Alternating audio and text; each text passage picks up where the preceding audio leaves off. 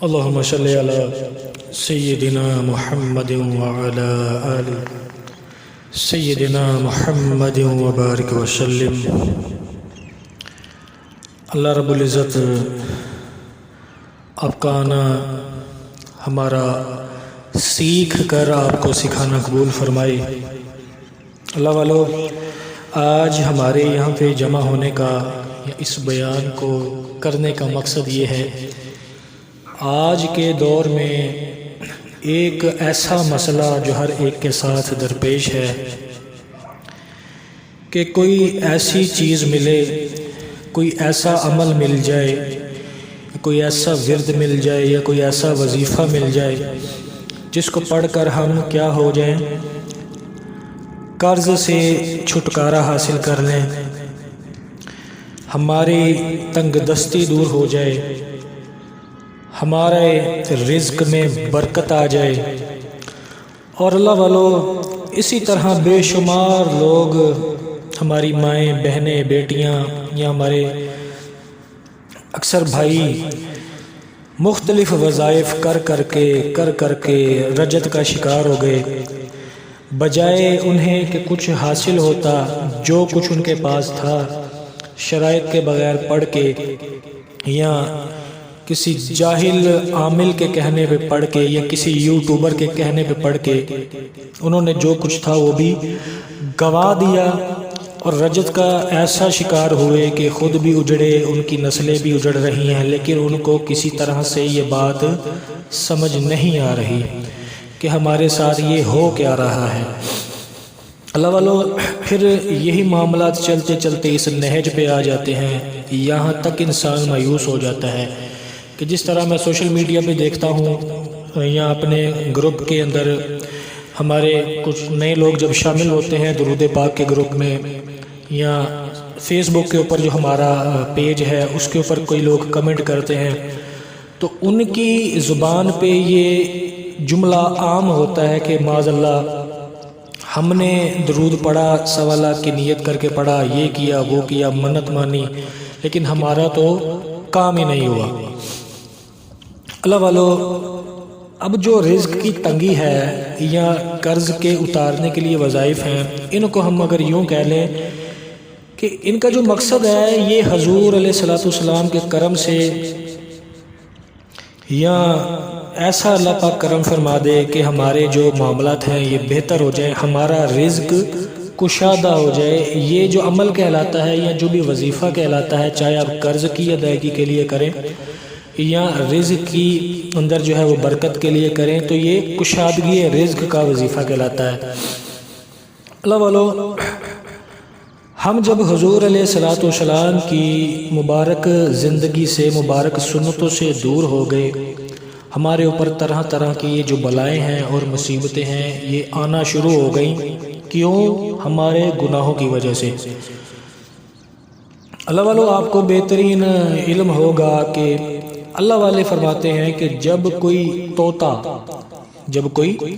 طوطا اللہ کے ذکر سے غافل ہوتا ہے، یا کوئی جانور یا کوئی پرندہ اللہ کے ذکر سے غافل ہوتا ہے، تو کیا ہوتا ہے اس کا انجام؟ کہ اس کو ذبح کر دیا جاتا ہے یا اس کو موت اچک کے لے جاتی ہے۔ ہمارا اگر ہم دیکھیں تو ہمارا بھی آج کل کے جو حالات ہیں یا جو بھی ہمارے آج کل کے معاملات ہیں، ہمارے معاملات بھی اسی طرح ہے کہ ہم وظیفے کر کے اس نہج پہ پہنچ چکے ہیں کہ ہم مایوس ہو چکے ہیں، اور معاذ اللہ کفریہ کلمات تک بول جاتے ہیں کہ اللہ تو ہماری دعا نہیں سنتا، ہم تو وظیفے کر کے تھک گئے، قرآن پڑھ کے تھک گئے، درود پڑھ کے تھک گئے، لیکن کیا ہوا؟ ہمارا کام نہیں ہوا۔ تو یہ کیا ہے؟ یہ کفریہ جملہ ہے، یہ کفریہ کلمات ہیں، کیونکہ غلطی ہمارے پڑھنے میں ہے، کمی ہمارے پڑھنے میں ہے، نہ اللہ کے کلام میں کمی ہے، نہ درود و سلام میں کمی ہے۔ اگر آپ نے اس راہ کے مسافر بننا ہے یا اس راہ کے اندر آنا ہے کہ وظائف کرنے ہیں، تو اللہ والو، اس کی سب سے جو پہلی شرط ہے، میں اکثر کہتا ہوں یا میرے شیخ کامل اکثر فرماتے ہیں کہ اس راہ میں اگر قدم رکھنا ہے، روحانیت کا مسافر بننا ہے، وظائف و عملیات کے اندر قدم رکھنا ہے، تو سب سے پہلی شرط جو ہے وہ پاکیزگی ہے، طہارت ہے وہ روحانی طہارت ہے یا جسمانی طہارت ہے، بدنی طہارت ہے یا یہ روحانی طہارت، یعنی کہ گناہوں سے توبہ شرط ہے اگر آپ نے اس فیلڈ میں آنا ہے، اس راہ میں آنا ہے۔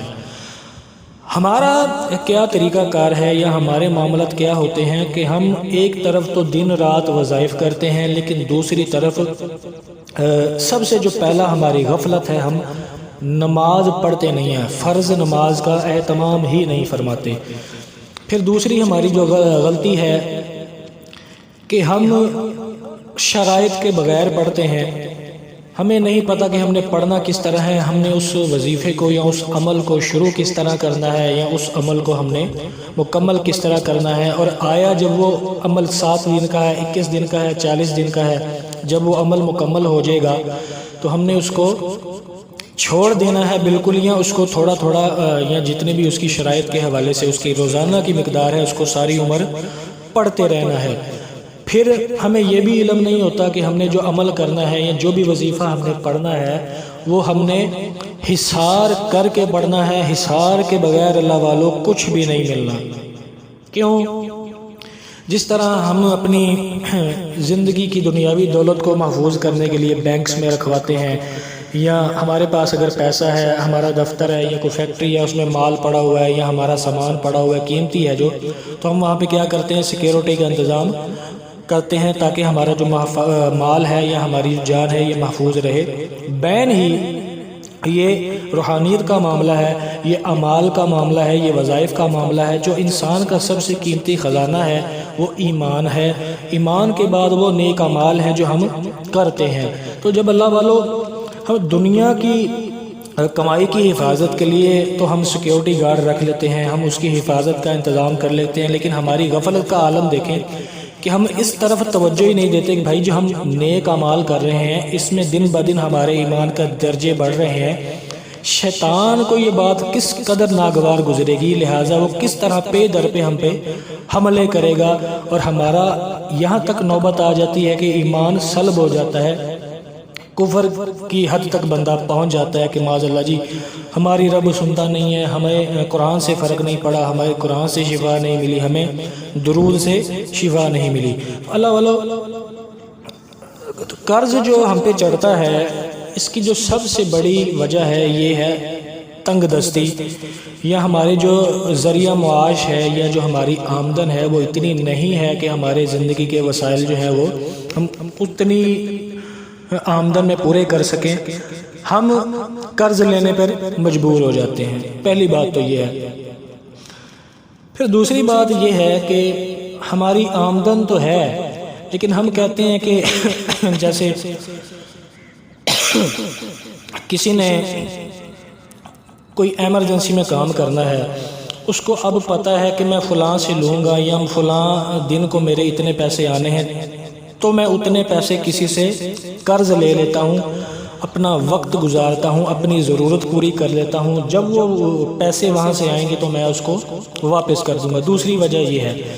تیسری وجہ یہ ہے کہ اپنی خواہشات کو پورا کرنے کے لیے ہم قرض اٹھانے تک مجبور ہو جاتے ہیں، یعنی کہ ہماری خواہشات اتنی بڑھ گئی ہیں آج کے دور میں کہ ہم چاہتے ہیں کہ اگر فلاں کے پاس وہ چیز ہے تو میرے پاس کیوں نہیں ہے۔ ہم اللہ نے جتنا ہمیں دیا ہے اس پہ راضی نہیں ہیں۔ اس پہ کیا ہوتا ہے کہ ہم اپنی اس ضرورت کو پورا کرنے کے لیے قرض لیتے ہیں، اور ہماری جو آمدن پہلے ہی محدود ہے، اتنے وسائل نہیں ہیں ہمارے پاس، پھر ہم پھنس جاتے ہیں کہ ہم نے یہ قرض دینا کیسے ہے۔ چوتھی وجہ یہ ہے کہ ہم نے کوئی بیٹے کی شادی کی یا بیٹی کی شادی کی، اب رسم و رواج کی زد میں آ کے کہ معاشرہ کیا کہے گا، یہ رشتہ دار کیا کہیں گے کہ لو جی اس نے ایسے شادی کر لی، کھانا ایسا پکایا، یہ ایسے کیا، وہ ایسے کیا، ہر لحاظ سے یہ رشتہ دار کیا کہیں گے، تو ہم کیا کرتے ہیں اپنے بیٹے کی یا بیٹی کی شادی کرنے کے لیے قرض اٹھا لیتے ہیں، کسی سے ادھار لے لیتے ہیں، بینک سے لے لیتے ہیں یا اپنے کسی عزیز سے لے لیتے ہیں۔ اب کیا ہوتا ہے شادی کے بعد وہ ساری عمر جو ہے ہماری قرض اتارنے میں گزر جاتی ہے۔ یہ چھوٹی چھوٹی چند مثالیں ہیں جو ہر گھر کا مسئلہ ہے، تقریباً ہر گھر کے اندر یہ وسائل ہیں اور یہ پریشانیاں موجود ہیں۔ ان کا حل کیا ہے؟ میرے شیخ کامل فرماتے ہیں کہ ان کا سب سے پہلا حل تو یہ ہے کہ آپ سب سے پہلے اپنے گھر میں یا اپنے اوپر یہ توجہ دیں، اپنے گریبان کے اندر جھانکیں کہ کیا ہم 5 وقت کی نماز پڑھ رہے ہیں؟ 5 وقت کی نماز پڑھ رہے ہیں؟ اگر میں نماز پڑھ رہا ہوں تو کیا میرے گھر والے پڑھ رہے ہیں؟ میرے والدین، میرے بہن بھائی، میرے جو بھی گھر میں اس گھر میں رہتے ہیں، کیا وہ نماز پڑھ رہے ہیں؟ اللہ والو، اگر تو آپ نماز نہیں پڑھ رہے تو اللہ والو آپ کے اوپر کوئی جادو نہیں ہے، کوئی تعویذ نہیں ہے، کوئی اسیب نہیں ہے، کوئی بندش نہیں ہے۔ آپ نے جو اللہ کی بارگاہ میں سجدہ کرنا چھوڑا ہے، یہ سارے رزق کے معاملات جو تنگ ہیں یہ سارے اسی کی وجہ سے ہیں۔ حضور صلی اللہ تعالیٰ علیہ وآلہ وسلم کا فرمان علی شان ہے کہ اللہ کی بارگاہ میں سجدہ کرنا نہ چھوڑو، نماز نہ چھوڑو، ورنہ کیا ہوگا؟ رزق تنگ ہو جائے گا، رزق بند کر دے گا اللہ تمہارا۔ نماز پڑھنے پہ 5 انعامات جو احادیث طیبات میں ذکر ہوئے ہیں، اگر تم نماز پڑھو گے 5 وقت کی تو تمہارے رزق میں کشادگی آئے گی۔ اب اللہ والو اسی کے برعکس دیکھ لیں کہ اگر ہم نماز ہی نہیں پڑھیں گے تو ہمارے رزق میں کیا ہوگا؟ کمی آئے گی، بندش آئے گی، ہمارا رزق اللہ پاک جل شانہ بند فرما دے گا۔ ہمیں دے گا تو صحیح، لیکن پھر ہمارے معاملات یہی ہوں گے کہ کبھی پورا ہو گیا، کبھی پورا نہ ہوا، کبھی قرض لے لیا، پھر قرض کی ٹینشن کہ قرض کیسے اتارنا ہے، ہم انہی معاملات میں پھنسے رہیں گے۔ تو اللہ والو جن کی تو ہے یہ معاملات، جن کے ساتھ تو یہ مسئلہ ہے کہ وہ نماز سرے سے نہیں پڑھ رہے یا پڑھتے ہیں یا نہیں پڑھتے، ان کے لیے عرض ہے کہ وہ جو سب سے پہلے کوشش کریں وہ اپنی نماز پنجگانہ کو، اپنی نمازوں کو درست کریں، اپنی نمازوں کو جو ہے نا وقت پر ادا کرنے کی کوشش کریں۔ جب آپ نماز ادا کریں گے 5 وقت کی تو انشاءاللہ الکریم آپ کا جو رزق ہے وہ کھل جائے گا، اللہ پاک آپ کے رزق میں کشادگی عطا فرما دے گا۔ اب یہ تو آپ کا مسئلہ، جن لوگوں کا مسئلہ یہ ہے کہ وہ نماز نہیں پڑھتے، ان کے لیے تو اب آگے مزید کچھ ہے ہی نہیں نا۔ وہ سب سے پہلے نماز پڑھنے کی کوشش کریں، پنجگانہ نماز ادا کریں، بس اس کے بعد یہ ان کا مسئلہ اللہ کی رحمت سے حل ہو جائے گا۔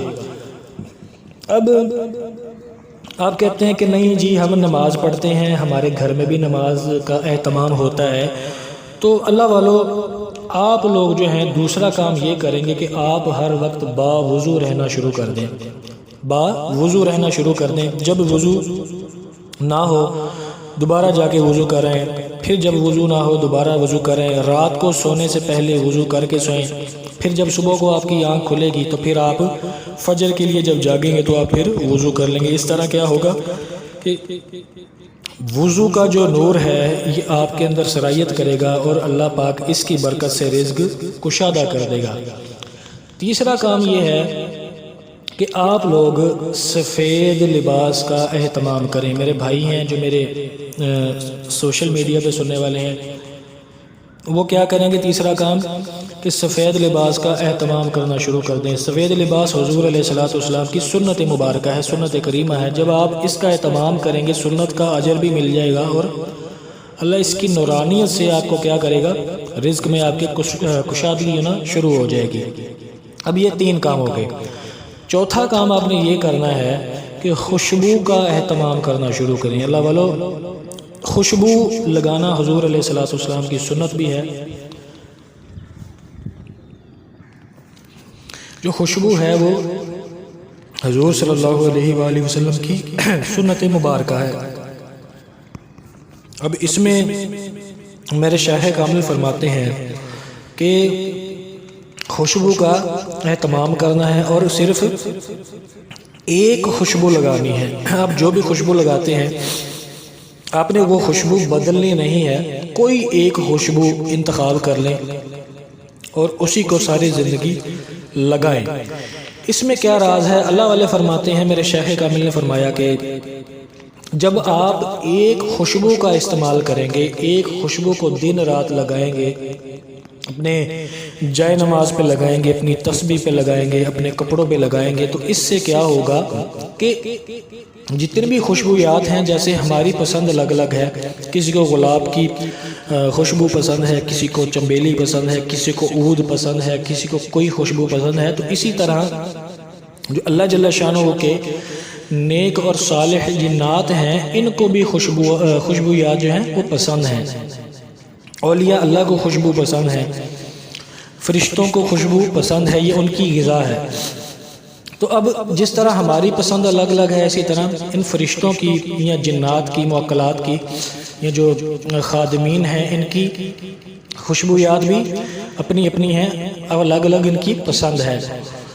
اب میں گلاب کی خوشبو لگاتا ہوں اگر، تو اس گلاب کی خوشبو والے جو موکلات ہوں گے، یعنی کہ جن کو گلاب کی خوشبو پسند ہوگی، یا جو ایسے ملائکہ جن کو گلاب کی خوشبو پسند ہے، تو وہ آپ کے قریب آنا شروع ہو جائیں گے۔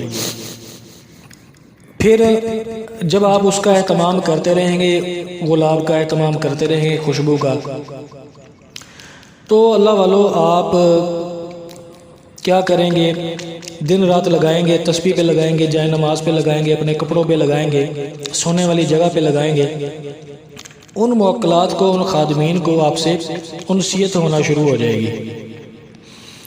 جب آپ کے ساتھ ان کو انسیت ہو جائے گی، تو پھر آپ کے ہر کام میں وہ آپ کے معاون ہوں گے، اللہ کے حکم سے، اللہ کے امر سے وہ آپ کے کاموں میں آپ کی روحانی طور پہ، غیبی طور پہ مدد کریں گے، آپ کو دشمنوں کے شر سے بچائیں گے، آپ کو جادو ٹونے کے وار سے بچائیں گے، یا آپ کو ہر جگہ پہ ہر طرح سے آپ کی حفاظت کا یہ سامان ہو جائے گا۔ تو ایک کام یہ ہے۔ پھر ایک اور کام جو آپ نے پانچواں کرنا ہے، کتنے ہو گئے؟ نماز ہو گئی، وضو ہو گیا، سفید لباس ہو گیا، اور چوتھا خوشبو تھی۔ اب جو پانچواں کام ہے وہ آپ نے کرنی ہے مسواک۔ مسواک حضور علیہ الصلوۃ والسلام کی سنت مبارکہ ہے، ہر کام سے پہلے مسواک کی عادت بنا لیں۔ نماز پڑھنی ہے، وضو کرنا ہے، آپ مسواک کریں، کھانا کھانا ہے، پہلے آپ مسواک کریں، کسی سے ملنے جانا ہے، ملاقات کرنی ہے، اس سے پہلے آپ مسواک کریں، مسجد میں جانا ہے مسواک کریں، محفل میں جانا ہے مسواک کریں، رات کو سونا ہے مسواک کریں، صبح اٹھنا ہے مسواک کریں، یعنی کہ ہر لمحہ، ہر کام کرنے سے پہلے اپنی عادت بنا لیں کہ آپ نے مسواک کیا کرنی ہے۔ یہ کتنے ہو گئے؟ پھر آپ نے جو اگلا کام کرنا ہے، آپ نے صدقے کا اہتمام کرنا ہے، صدقہ دینا ہے، اللہ کی راہ میں خرچ کرنا ہے، جتنا اللہ پاک نے آپ کو توفیق دی ہے، جتنی آپ کی حیثیت ہے، آپ اللہ کے دیے میں سے اللہ کی راہ میں خرچ کریں گے تو آپ کا رزق جو ہے وہ کھلنا شروع ہو جائے گا۔ اس سے اگلا جو کام ہے اور آخری کام، ساتواں کام جو یہ ہے کہ آپ نے اپنے گھر کے بزرگوں کا ادب کرنا ہے۔ اپنے گھر میں جو آپ کے بزرگ موجود ہیں، وہ والدین ہیں یا سسرال میں ہیں یا آپ کے چچا جان ہیں، تایا جان ہیں، جو بھی آپ کے گھر کے بزرگ ہیں، آپ نے ان کا ادب کرنا ہے، ان کی خدمت کرنی ہے اور ان کی دعائیں لینی ہے۔ اللہ والو یاد رکھیں، گھر میں والدین بوڑھے ہیں یا ان کے جو والدین ہیں ہمارے، ان کے ننیال یا ددیال، ہمارے دادی دادا یا نانی نانا، اگر یہ بوڑھے ہیں، اگر ہم ان کی خدمت کریں گے تو ہمارا جو رزق ہے اللہ پاک بڑھا دے گا، کیونکہ حدیث پاک صلی اللہ علیہ وآلہ وسلم کا مفہوم ہے کہ تمہیں جو رزق دیا جاتا ہے یہ تمہارے گھر میں جو موجود بزرگ ہیں، یہ ان کی دعاؤں کی برکت سے دیا جاتا ہے۔ پھر ایک جگہ اور موجود ہے کہ تمہیں جو رزق ملتا ہے جو تمہارے گھر میں موجود معصوم بچے ہیں ان کی وجہ سے ملتا ہے۔ پھر ایک جگہ حدیث پاک کا مفہوم یہ بھی ملتا ہے کہ تمہیں جو رزق دیا جاتا ہے یہ تمہارے گھر کمزوروں کی وجہ سے تمہیں رزق دیا جاتا ہے۔ اللہ والو، اگر آپ ساری زندگی وظیفے پڑھتے رہیں، ساری زندگی نفلی عبادات کرتے رہیں، حج کرتے رہیں، عمرے کرتے رہیں، لیکن اگر آپ اپنے والدین کی، اپنے گھر میں موجود بوڑھوں کی، بزرگوں کی قدر نہیں کریں گے تو آپ کا رزق نہیں کھل سکتا۔ آپ کا رزق نہیں کھل سکتا۔ میرے شیخ کامل فرماتے ہیں یہ میرا دعویٰ بھی ہے اور یہ میرا آپ کو چیلنج بھی ہے کیا کہ جب آپ کے گھر میں کوئی بوڑھا موجود ہے، کوئی بزرگ موجود ہے، آپ اس کی قدر نہیں کرتے، اس کی خدمت نہیں کرتے، تو آپ کا رزق نہیں کھلنا۔ آپ جتنے مرضی حج عمرے کر لیں، جس اللہ کے ولی کے پاس مرضی چلے جائے، جب تک والدین یا اپنے گھر میں موجود بزرگ کی آپ خدمت نہ کرو گے تو آپ کو اللہ پاک نے رزق سے نہیں نوازنا۔ جب تک والدین نہیں راضی، ہمارے وہ گھر کے بزرگ نہیں راضی، چاہے وہ ہمارے والدین کی صورت میں چچا تایا ہے، سسرال ہے، جو بھی ہیں، جب تک وہ راضی نہیں ہیں، ہم سے خوش نہیں ہیں، رزق نہیں کھل سکتا۔ اگلی بات، اگر گھر میں کوئی معصوم بچے ہیں یا کوئی یتیم بچہ ہے، اب تیرے بچے جو ہیں جب تو کچھ ان کے لیے لاتا ہے ان کی من پسند کا وہ کھاتے ہیں، لیکن وہ یتیم بچہ جو دوسرا معصوم بچہ ہے وہ دیکھ کے حسرت کی نگاہ سے دیکھتا ہے کہ کاش ہمیں بھی یہ کھانا کھانے کا ملتا، تو اللہ والے یاد رکھ تیرا رزق نہیں کھل سکتا۔ حضور صلی اللہ تعالیٰ علیہ وسلم کا فرمان علی شان ہے، جو تمہیں رزق دیا جاتا ہے، جو تمہاری آل کے اندر جو سب سے زیادہ کمزور ہوتا ہے، اس کی برکت سے رزق دیا جاتا ہے۔ گھر میں بوڑھے ہیں، ان کی برکت سے، ان کی دعاؤں کی برکت سے رزق ملے گا۔ لیکن آج ہماری بدبختی کیا ہے؟ آج ہمارا جو المیہ ہے وہ یہ ہے کہ ہم اپنے والدین کی قدر نہیں کرتے، اپنے بزرگوں کی قدر نہیں کرتے۔ اگر گھر میں معصوم بچے ہیں، چھوٹے ہیں، یتیم ہیں، مسکین ہیں، ہم ان کی قدر نہیں کرتے۔ حضور صلی اللہ تعالیٰ علیہ وسلم فرما رہے ہیں کہ بھائی تمہیں رزق ان کی برکت سے دیا جا رہا ہے، ان کی دعاؤں کی برکت سے دیا جا رہا ہے۔ تمہارے اوپر جو مصیبتیں آ رہی ہیں، اللہ ان کی دعاؤں کی برکت سے تیری حفاظت فرما رہا ہے، بیماریوں سے تجھے اللہ بچا رہا ہے، دشمنوں سے بچا رہا ہے، جادو ٹونے سے بچا رہا ہے۔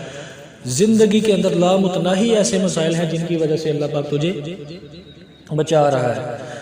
اسی طرح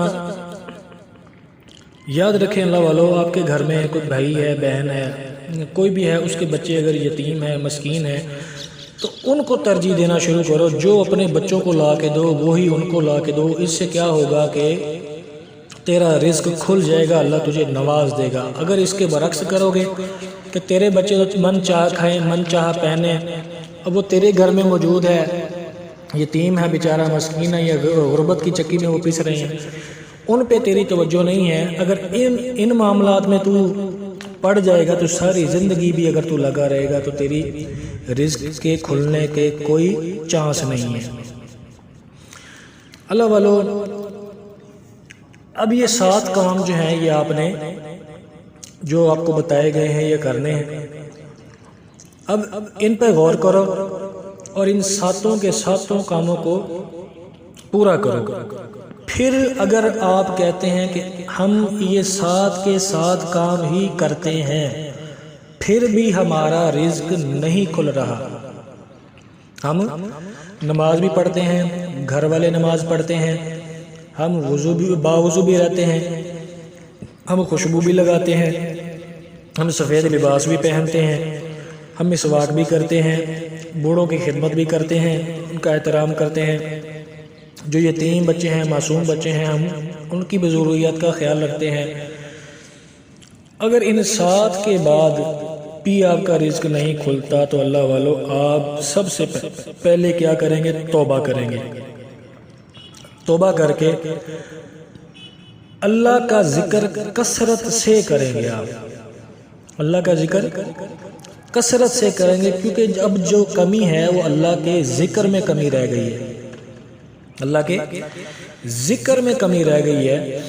اللہ والو، جب اللہ کا ذکر کثرت سے کرو گے تو رب تمہارا رزق کھولے گا، تمہارا قرضہ اترے گا، تمہیں کسی وظیفے کی ضرورت نہیں رہے گی۔ بس کیا ہے، دن کو کثرت سے درود پاک پڑھو، رات دن درود پاک پڑھو، سونے سے پہلے ایک تسبیح جو ہے استغفار کی کر لو، سید الاستغفار کی کرو، یا استغفر اللہ ربی من کل ذنب واتوب الیہ کر لو۔ سونے سے پہلے ایک تسبیح استغفار کی اپنا معمول بنا لیں، ٹھیک ہے؟ اب نماز پڑھیں 5 گانا، استغفار کی کثرت کریں، درود پاک کی کثرت کریں، نگاہوں کی حفاظت کریں، رزق حلال کمانے کی کوشش کریں، ٹھنڈی ٹھار حضور علیہ السلام کی سنتوں پر عمل کرنے والی زندگی گزارو۔ میرے شیخ کامل فرماتے ہیں یہ عمل ہمیں جس سے ملا انہوں نے ہمیں دعا سے نوازا، ہم بھی آپ کو دعا سے نوازتے ہیں، کیونکہ یہ 7 کام ہم کر رہے ہیں جس یہ جو ذریعہ ہے، یہ جو کر رہے ہیں ہم رزق کو بڑھانے کے لیے کر رہے ہیں، قرضے کو اتارنے کے لیے کر رہے ہیں۔ اگر ان 7 کو کر کے بھی رزق نہیں بڑھ رہا تو کمی کس میں آئی ہے؟ اللہ کے ذکر میں کمی آئی ہے۔ تو اللہ کا جب ذکر ہم کثرت سے شروع کر دیں گے پھر کیا ہوگا؟ اللہ کا کرم ہو جائے گا، اللہ پاک ہمارے رزق میں کشادگی عطا فرما دے گا۔ اب اللہ والو عمل سنو اور اس پہ عمل کرو۔ اللہ پاک کے ذکر کی کثرت کی نیت سے، یعنی کہ اللہ کے ذکر کرنے کی نیت سے آپ نے جو کام کرنے ہیں 200 مرتبہ صبح بسم اللہ شریف کے ساتھ سورہ اخلاص پڑھنی ہے، ہر بار بسم اللہ شریف کے ساتھ پڑھنی ہے، اور ساتھ ایک تسبیح درود ابراہیم کی پڑھنی ہے۔ اسی طرح رات کو سونے سے پہلے آپ نے 200 مرتبہ سورہ اخلاص پڑھنی ہے، ہر دفعہ بسم اللہ شریف کے ساتھ پڑھنی ہے، اور ساتھ ایک تسبیح کا درود ابراہیم کی کرنی ہے، اور ایک تسبیح جو آپ نے ساتھ ہے وہ سونے سے پہلے استغفار کی کرنی ہے۔ اللہ والو میرے شیخ کامل فرماتے ہیں یہ کام تم کرو، تمہارا رزق اللہ کھول دے گا، تمہارے راستے کھول دے گا۔ اب یہ کتنے کام ہیں؟ وہ 7 کام کر رہے ہیں، ان کے ساتھ ساتھ سورہ اخلاص کی 2 تسبیحاں صبح، ساتھ ایک درود پاک تسبیح، 2 تسبیح رات کو سونے سے پہلے، ساتھ درود پاک کی تسبیح، اور ایک تسبیح جو ساتھ ہے وہ استغفار کی تسبیح ہے۔ جو درود پاک ہے وہ سارا دن، یہ تو صبح پڑھنا ہے اور ہم نے سونے سے پہلے پڑھنا ہے۔ جو درود پاک ہے سارا دن کثرت سے پڑھو۔ یاد رکھو اگر تم اس طرح سے عمل کرو گے تو انشاءاللہ الکریم تمہارا رزق کھول دے گا اللہ پاک، تمہارے جو بندش کے راستے ہیں، جو تمہاری کہیں بھی کوئی کمی کوتاہی ہے، یہ اللہ پاک کی رحمت سے دور ہو جائے گی۔ اب ایک بات اور یاد رکھیں جو سب سے زیادہ ضروری ہے اور ہمیں اس پہ غور بھی کرنا چاہیے، وہ یہ ہے کہ بھائی سب سے پہلے اپنے گناہوں سے توبہ کرو۔ جب تم گناہوں سے توبہ کر کے صاف ستھرے ہو کے اللہ کی بارگاہ میں جاؤ گے روحانی طور پہ بھی، تو اللہ پاک کرم فرمائے گا۔ جو وظائف تم کرو گے ان کی تاثیر بھی آئے گی۔ کیونکہ جو تم دن رات گناہ کرتے رہتے ہو، ساتھ وظائف کرتے رہتے ہو، وہ تمہاری راہ میں کیا دیوار بن جاتے ہیں دعاؤں کی قبولیت میں۔ تمہاری بدبختی کی علامت تمہارے گناہ ہیں۔ تو اپنے گناہوں سے توبہ کرو، اور وہ لوگ جو پہلے وظائف کرتے رہے ہیں، مختلف وظائف جنہوں نے کیے ہیں یا ابھی بھی وظائف کر رہے ہیں، جب یہ بیان سنیں گے تو اس وقت بھی ان کا کوئی نہ کوئی وظیفہ چل رہا ہوگا، تو اللہ والوں سب سے پہلے تو بات یہ ہے کہ وہ رجت کا شکار ہے، وہ رجت میں پھنسے ہوئے، سب سے پہلے تو وہ اس رجت سے نکلیں، دن رات درود پاک کی کثرت کریں، اس کے علاوہ کوئی اور کام نہ کریں، رجت سے نکلیں۔ اس کے بعد جب آپ درود پاک کی کثرت کرو گے تو انشاءاللہ اسی کی برکت سے آپ کے سارے معاملات جو ہیں وہ حل ہونا شروع ہو جائیں گے۔ اللہ پاک سے دعا ہے کہ جتنے بھی احباب مقروض ہیں اللہ پاک غیب سے اسباب فرمائے، ان کے قرضے اتریں۔ جن کے رزق میں تنگی ہے وہ شکایت کرتے ہیں کہ ہمارے رزق میں کمی ہے، تنگی ہے، اللہ پاک اپنی رحمت سے، برکت سے، فضل سے اور درود پاک پڑھنے والوں کے صدقے سے، اپنے ذکر کرنے والے ذاکرین کے صدقے سے ان کے رزق میں کشادگیاں، خیر و برکتیں، رفعتیں، حلال طیب رزق عطا فرمائے۔ وما علینا الا البلاغ المبین۔